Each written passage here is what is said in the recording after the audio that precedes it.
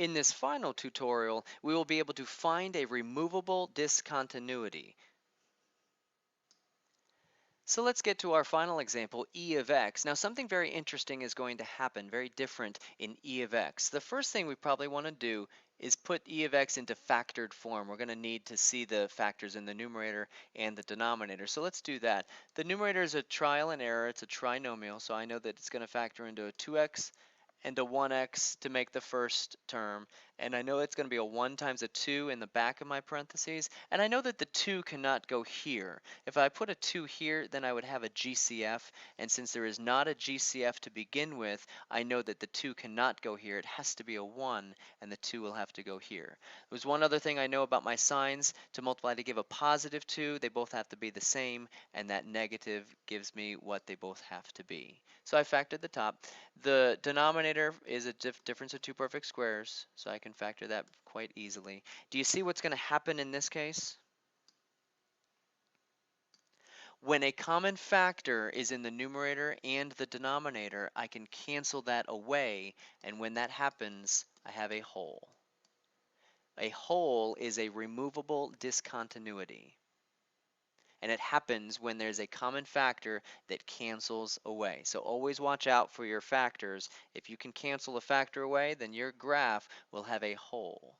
Now what remains is the 2x minus 1 divided by the x plus 2, and that's going to be helpful to find the coordinates of our whole.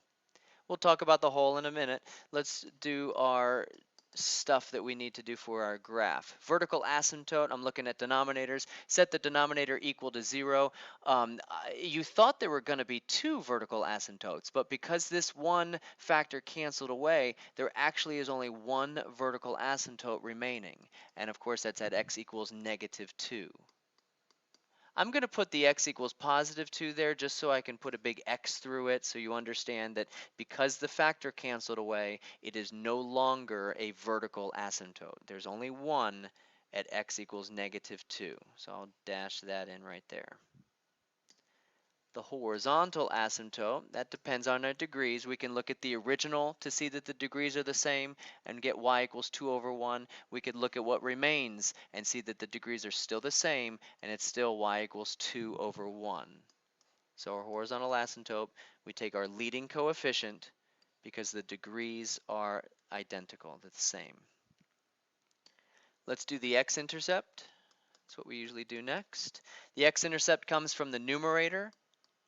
There's only one x-intercept. You thought there might have been two x-intercepts because it had two factors, but again, because this factor in the numerator canceled away, there was only one factor remaining, so there is only one x-intercept remaining, which is 1/2. I'll go ahead and put the 2 just so I can put a big X through it again.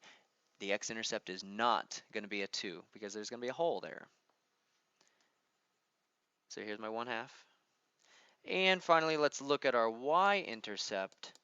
The y-intercept comes when we put 0 in for x. So we can cover up all three of these terms in the original to see 2 divided by -4, or we could cover up the x terms in the final and see that it's -1 divided by 2. Either way, -1/2 is what our y-intercept is.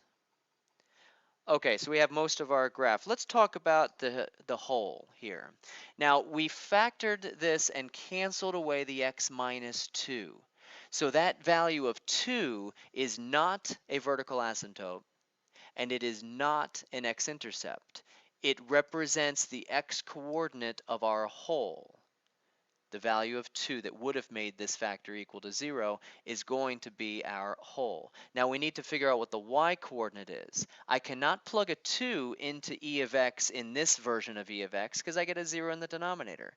I cannot plug it into this version either because I get a 0 in the denominator. But I can plug it into this version. If I plug a 2 for x into this, I will have 3 divided by 4. So e of 2, at least once the factor of x minus 2 is canceled away, becomes 3/4, and that represents the coordinates of our whole. I'm going to go over to 2 and then up to 3/4, and I'm going to put an open circle for our hole. Now I have enough. I can go to the calculator and let's see what we've got. I'm going to plug the original equation into my calculator just in case I messed up anywhere else. So 2x squared minus 5x plus 2, all in parentheses, divided by my x squared minus 4, of course, in parentheses, and let's make sure that that's going to fit into what I have. Now, the calculator is not necessarily going to show you that there's a hole. It doesn't necessarily remove that pixel, so you have to understand that there is a hole in here, and I can see. I was pretty sure that the curve was going to do this, and the x and y intercepts helped me to realize that it was going to do this. Now, when you get to the hole, pick up your pen or pencil, and then continue it along the way, and there it is. Remember, this hole happens right here. So you're basically just erasing that part of the curve. Let's do domain and range while we're here, because the domain is a little bit different and the range is a little bit different. The domain, it's still the two values that x cannot be. X can obviously not be -2 because that was a vertical asymptote, but it also cannot be +2 because that was the hole. So all x such that x is not equal to ±2, just like we thought right from the beginning. The range, we thought that it's just going to be everything except for this horizontal asymptote, because that's what it normally is with this type of curve, but there's one value more in the range that cannot be there, and it comes from this hole. This value of 3/4 never actually gets touched by my function. So that 3/4, and that comes from the y coordinate of our hole, has to be restricted out of our range as well. So y cannot be equal to 2, just like the horizontal asymptote, but it also cannot be equal to 3/4 because of the hole. Thanks for watching this tutorial on removable discontinuities, and I'll see you in class.